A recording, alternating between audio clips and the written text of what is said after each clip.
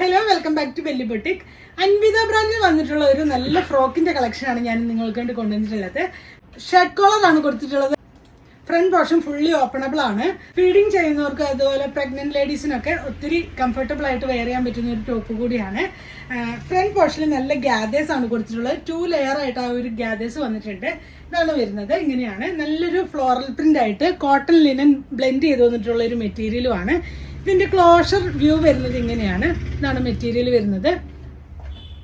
Back പോർഷനും gathers കൊടുത്തിട്ടുണ്ട്.